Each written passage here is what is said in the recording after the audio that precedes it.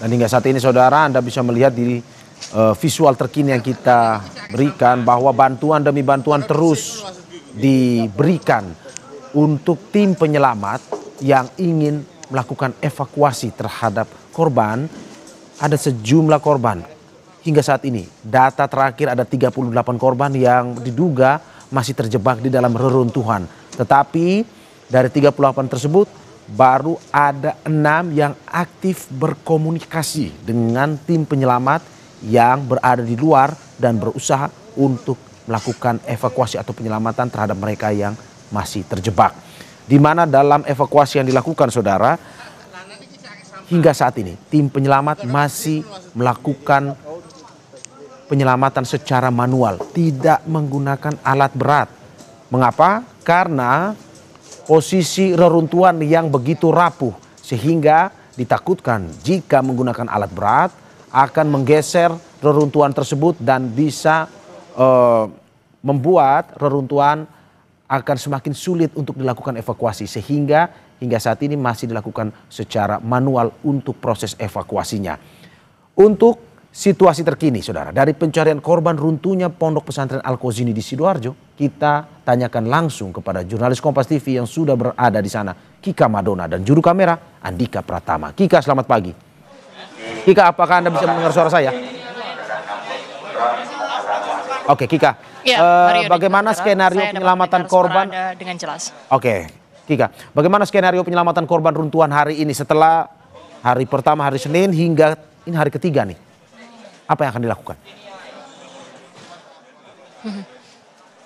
Ya baik Mario dan juga saudara, saat ini untuk upaya penyelamatan atau upaya evakuasi yang juga kemudian dilakukan oleh tim SAR ini juga masih menggunakan mekanisme atau skema yang sama, atau bagaimana strategi untuk melakukan upaya penyelamatan ini masih sama, yaitu dengan melakukan upaya penyelamatan secara manual dengan membuka jalan seperti itu, karena untuk alat berat masih belum dapat dilakukan karena memang secara di lokasi ini tidak memungkinkan dan dikhawatirkan nantinya akan terjadi reruntuhan susulan, sehingga saat ini kalau dilihat di lokasi kejadian untuk upaya penyelamatan ini juga masih dilakukan secara manual, di mana petugas masih berupaya untuk membuka jalan dan memastikan bahwa akses jalan tersebut bisa dan juga aman untuk dilalui oleh para petugas.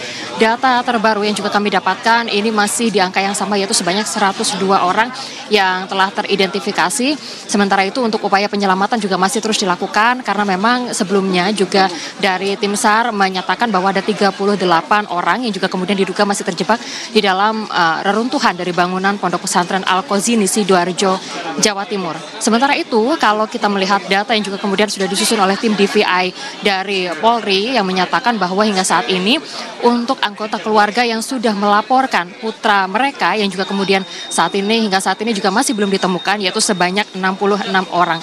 Upaya pencarian masih dilakukan, harapan juga masih ada, dan juga menjadi doa bagi para wali murid yang hingga saat ini juga masih terus bertahan berharap agar kabar keberadaan dari putra mereka, anak mereka ini juga bisa segera mereka dapatkan seperti itu. Dan upaya evakuasi ini juga masih terus dilakukan sampai dengan hari ini.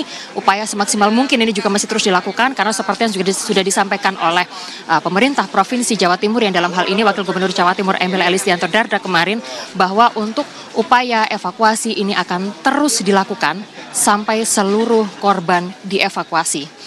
Sekarang ini Mario dan juga saudara, Kepala BNPB datang, dan juga Kepala Basarnas juga kemudian datang untuk meninjau langsung bagaimana kondisi bangunan juga pasca reruntuhan, serta memberikan semangat bagi tim SAR untuk melakukan upaya pencarian terhadap korban yang saat ini masih terjebak di dalam Pondok Pesantren Al-Qazini Sidoarjo, Jawa Timur.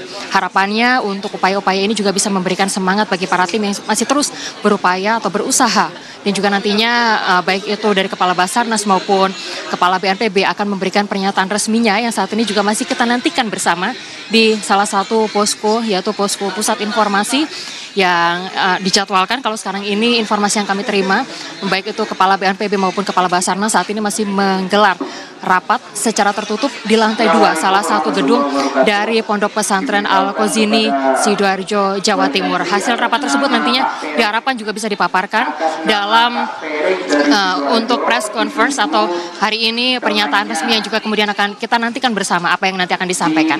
Demikian Mario. Ya Kika, hingga saat ini bahwa tadi dari data yang Anda sebutkan ada 38 terduga korban yang masih terjebak di dalam reruntuhan tersebut. Dan hingga saat ini saya bisa mendengar sepertinya ada pengumuman untuk ya lebih berhati-hati di sana. Bagaimana mereka, para warga juga yang ingin menonton ataupun menyaksikan bagaimana evakuasi tersebut berjalan.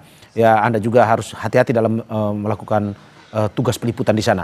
Tapi yang ingin saya tanyakan berikutnya adalah bagaimana dari tim penyelamat untuk memastikan 6 orang yang masih berkomunikasi ini tetap tersuplai oksigennya pun juga makanan, minuman, sehingga mereka bersama di dalam itu 6 ataupun 38 yang masih terjebak itu masih bisa selamat di dalam. Ya, Mario dan juga saudara, sejumlah bantuan logistik hingga saat ini juga masih terus disuplai. Komunikasi secara intens juga masih terus dilakukan untuk memastikan kondisi dari 6 korban yang masih aktif untuk berkomunikasi dengan tim SAR yang saat ini juga masih terus berupaya untuk melakukan proses evakuasi. Adapun untuk bantuan yang saat ini juga masih terus dialirkan, mulai dari air mineral, lalu juga makanan, lalu juga kemudian oksigen, bantuan oksigen seperti itu. Untuk tim yang saat ini sedang melakukan upaya evakuasi, ini juga menjadi satu hal penting. Komunikasi ini menjadi satu hal yang sangat penting karena untuk memastikan bagaimana kondisi dari korban yang saat ini masih terjebak di dalam reruntuhan. Tentunya ini juga menjadi prioritas untuk melakukan upaya penyelamatan. Tidak hanya 6 korban yang masih aktif berkomunikasi, tetapi juga korban-korban lainnya yang saat ini juga sudah diidentifikasi untuk titik atau lokasi keberadaan mereka, yang mana proses evakuasi nantinya juga akan dilakukan secara manual seperti itu. Seperti yang saya sampaikan tadi bahwa untuk penyelamatan upaya untuk evakuasi yang juga kemudian dilakukan ini, tim SAR akan melakukan upaya secara manual seperti itu, yang mana nantinya akan menggunakan anjing pelacak. Penggunaan dari anjing pelacak ini adalah untuk mengetahui keberadaan titik-titik di mana para korban tersebut berada di bawah puing-puing bangunan. Lalu juga kemudian setelah nantinya ditemukan titik-titik tersebut, anjing pelacak ini nantinya akan memastikan untuk apakah lokasi tersebut atau medan tersebut aman untuk kemudian dilalui oleh para tim SAR yang juga kemudian bertugas untuk melakukan upaya.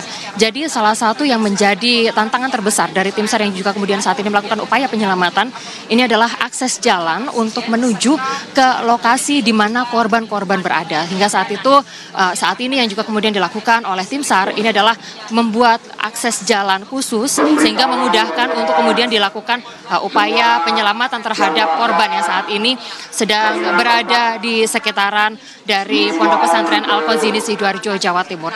Tentunya keselamatan ini menjadi satu hal yang sangat utama, tidak hanya bagi tim SAR yang saat ini sedang melakukan upaya penyelamatan, tetapi juga kemudian untuk bagi para korban dan juga masyarakat, orang tua, wali murid yang juga kemudian berupaya untuk melihat langsung bagaimana upaya proses evakuasi, karena memang beberapa dari mereka meminta berusaha secara ingin melakukan proses evakuasi secara mandiri. Namun hal tersebut juga sudah disampaikan oleh Wakil Gubernur Jawa Timur Emil Elistianto Dardak pada hari Selasa kemarin bahwa untuk lokasi dari sekitaran bangunan dari Pondok Pesantren Al-Qazini Sidoarjo Jawa Timur ini masih belum sepenuhnya aman, sehingga masih harus dilakukan upaya sterilisasi.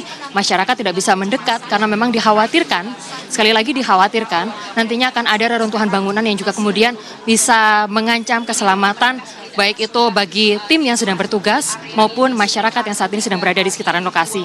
Demikian Mario.